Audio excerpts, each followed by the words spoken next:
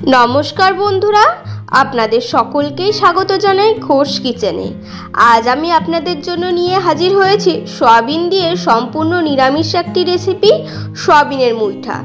এই সয়াবিনের রেসিপি মাছ মাংসের স্বাদকে হার মানাবে আর খুব সহজে সামান্য কিছু ঘরোয়া উপকরণ দিয়ে যে কোনো নিরামিষ বারে আপনারা এটা তৈরি করে নিতে পারেন। এটা ভাত, রুটি, পোলাও, পরোটা সব কিছুর সাথে খেতে দুর্দান্ত লাগে। আশা করি আজকের আমার এই রেসিপিটি আপনাদের সকলেরই খুব ভালো লাগবে। ভিডিওটি ভালো লাগলে অবশ্যই লাইক করবেন আর চ্যানেলটি সাবস্ক্রাইব করার অনুরোধ রইল। তো চলুন দেখে নিন। এই রেসিপির জন্য আমি এখানে সয়াবিন নিয়ে নিয়েছি। এগুলোকে প্রথমে জলের মধ্যে সেদ্ধ করে নেব। তো তার জন্য আমি একটা ফ্রাই প্যান বসিয়ে দিয়েছি, তার মধ্যে দিয়ে দিলাম জল। জলটা গরম হওয়া পর্যন্ত অপেক্ষা করব। জলটা হালকা গরম হয়ে গেলে তারপর আমি এই সয়াবিনগুলোকে এর মধ্যে অ্যাড করে দিলাম আর সাথে দিয়ে দিচ্ছি এর মধ্যে পরিমাপ মতো লবণ। এবার সয়াবিনগুলোকে হাই ফ্লেমে 3 থেকে 4 মিনিট মতো জলের মধ্যে খুব ভালোভাবে ফুটিয়ে নেব। দেখুন সয়াবিনগুলো কতটা বড় হয়ে গেছে আর অনেকটাই সফট হয়ে গেছে। এবার আমি এগুলোকে তুলে নিচ্ছি।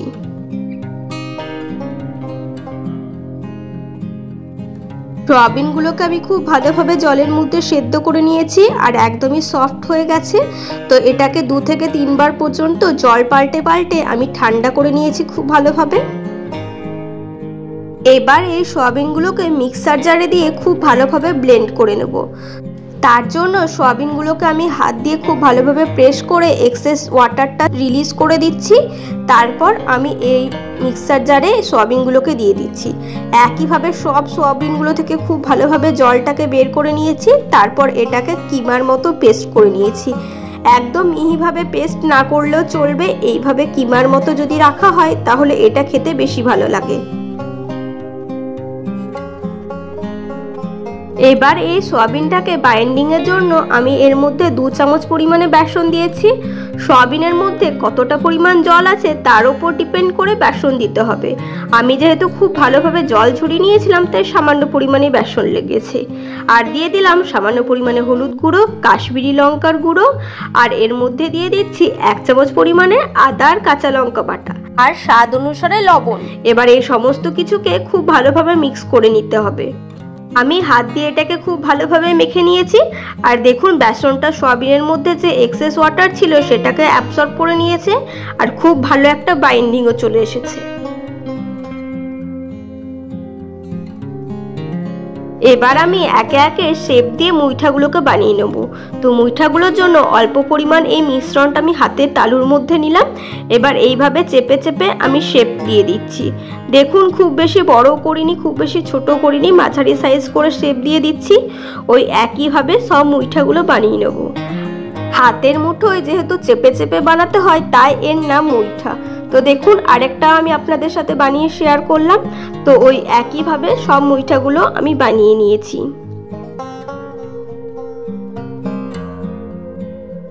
এবার এগুলো ফ্রাই করার পালা, তাই আমি দিয়ে দিচ্ছি তেল। সাদা তেল দিয়েই করছি আজকের রেসিপিটি, আপনারা চাইলে সর্ষের তেল দিয়ে করতে পারেন। তেলটাকে খুব ভালোভাবে গরম হওয়া পর্যন্ত আমি অপেক্ষা করলাম। তারপর একে একে মুইঠাগুলোকে আমি ছেড়ে দিচ্ছি।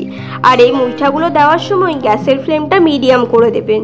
আর মিডিয়াম ফ্লেমে আমি এই মুইঠাগুলোকে 3 থেকে 4 মিনিট মতো সময় নিয়ে ভেজে নেব। একদিকটা ভাজা হলে উল্টে পাল্টে আমি সব দিকগুলো এরকম গোল্ডেন ব্রাউন কালার হওয়া পর্যন্ত ভেজে নিচ্ছি। আর দেওয়ার সাথে সাথে সঙ্গে সঙ্গে উল্টাবেন না, তাহলে একটা ভেঙে যাওয়ার চান্স থাকে। এগুলো দেওয়ার পর কিছুক্ষণ অপেক্ষা করে উল্টে পাল্টে দেখুন আমি সবগুলোকে লাল লাল করে ভেজে নিয়েছি। সবগুলোই খুব ভালোভাবে ভাজা হয়ে গেছে। এবার এগুলোকে আমি একে একে তুলে নেব।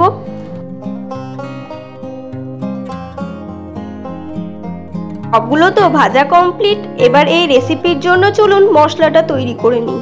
এই রেসিপির জন্য আমি কি মশলা নিয়েছি এখানে দেখে নিন। এখানে নিয়ে নিয়েছি আদা আর কাঁচা লঙ্কার পেস্ট, নিয়েছি একটা বড় সাইজের টমেটো আর এখানে চারমগজকে কিছুক্ষণ মতো জলের মধ্যে ভিজিয়ে রেখেছিলাম, এটা এর মধ্যে অ্যাড করে দিচ্ছি।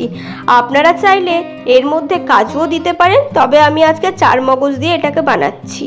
টমেটো আর চারমগজটাতে সামান্য পরিমাণ জল দিয়ে সবকিছুকে খুব ভালোভাবে ব্লেন্ড করে নিতে হবে। এভাবে 4 মগজ বেটে দিলে গ্রেভিটা অনেকটাই ঘন হয়। এবার আমি ফ্রাই প্যানে 2 চামচ পরিমাণে সাদা তেল দিয়েছিলাম। তেলটা গরম হয়ে যাওয়ার পর তার মধ্যে 1/2 চামচ পরিমাণে গোটা জিরে আর একটা তেজপাতা আর সামান্য পরিমাণে হিং ফোড়নের জন্য দিয়ে দিলাম। এবার এই সমস্ত কিছুকে মিডিয়াম ফ্লেমে কয়েক সেকেন্ডের জন্য নেড়েচেড়ে ভেজে নেব। ফোড়নটা ভালোভাবে ভাজা হয়ে গেলে এর মধ্যে আদা আর কাঁচা লঙ্কার পেস্টটা আমি অ্যাড করে দিলাম। আমি এখানে সামান্য পরিমাণে আদা আর 5টা কাঁচা লঙ্কা দিয়েছি। এই সমস্ত কিছুকে খুব ভালোভাবে বেটে এর মধ্যে অ্যাড করে দিয়েছি। এবার মশলাটাকে খুব ভালোভাবে কষিয়ে নেব। আর মশলা কষানোর সময় অবশ্যই গ্যাসের ফ্লেমটা মিডিয়াম রাখবেন, তাছাড়া মশলা পুড়ে যাওয়ার বা ধরে যাওয়ার একটা সম্ভাবনা থাকে।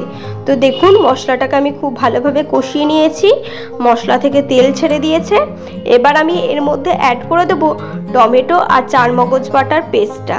এটা দিয়েও সময় নিয়ে খুব ভালোভাবে কষিয়ে নিতে হবে। আদা কাঁচা লঙ্কার পেস্টের সাথে এই মশলাটা খুব ভালোভাবে আমি মিক্স করে কষিয়ে নিচ্ছি।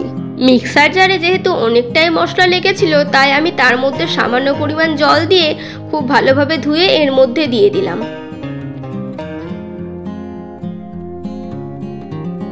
এবারে সমস্ত কিছুকে মিডিয়াম ফ্লেমে 3 থেকে 4 মিনিট মতো কষিয়ে নেব, যতক্ষণ না পর্যন্ত মশলা থেকে তেল ছেড়ে আসছে। মশলা যত ভালোভাবে কষানো হবে রান্নার স্বাদও হবে ততই বেশি। আর এই সময় আমি এর মধ্যে অ্যাড করে দিচ্ছি 1/2 চামচ পরিমাণে জিরে গুঁড়ো, 1/2 চামচ পরিমাণে ধনে গুঁড়ো, সামান্য পরিমাণে হলুদ গুঁড়ো আর 1 চামচ পরিমাণে কাশ্মীরি লঙ্কার গুঁড়ো। গুঁড়ো মশলাটাকেও সব কিছুর সাথে একবার খুব ভালোভাবে মিশিয়ে নেব।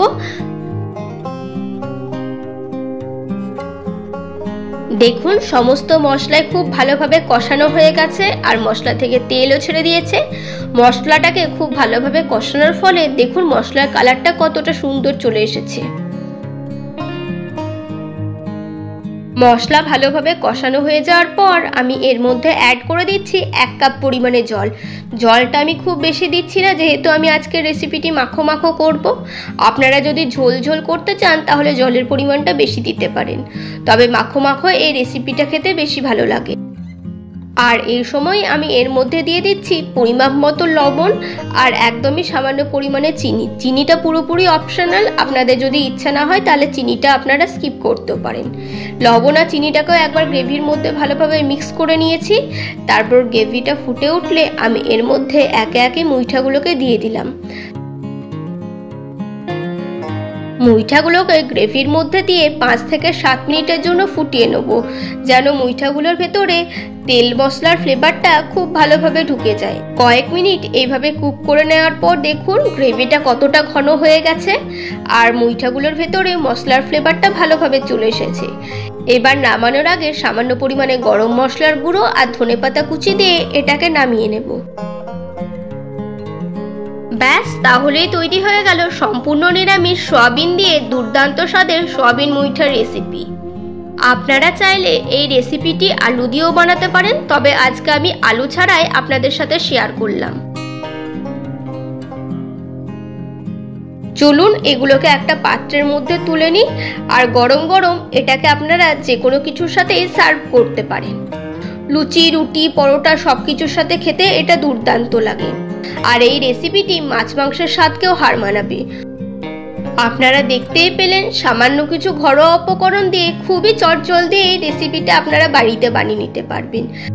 আশা করি আজকের আমার এই রেসিপিটি আপনাদের সকলেরই খুব ভালো লেগেছে। ভিডিওটি ভালো লাগলে অবশ্যই লাইক করবেন আর পরিচিতদের মধ্যে শেয়ার করতে ভুলবেন না। আপনাদের মতামত কমেন্ট বক্সে জানাবেন। আর যারা এখনো পর্যন্ত চ্যানেলটি সাবস্ক্রাইব করেননি অবশ্যই চ্যানেলটি সাবস্ক্রাইব করে পাশে থাকা বেল বাটনটি প্রেস করে দেবেন নিত্য নতুন রেসিপির আপডেট পাওয়ার জন্য।